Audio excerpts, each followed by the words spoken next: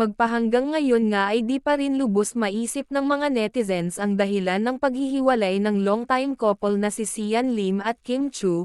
Ramdam kasi ng kanilang mga tagahanga na nasasaktan pa rin si Kim kahit nakangiti ito. Samantala ayon sa mga netizens sa taping daw ng Love, Die, Repeat, namataan ng mga press si Sian Lim at pinagbigyan naman sila ng isang maikling interview na dagli rin naman niyang sinagot at binigyang pansin. Hindi nakaligtas na may tanong sa aktor na kung noong sila pa ba ni Kim Chu ay naging priority niya ito.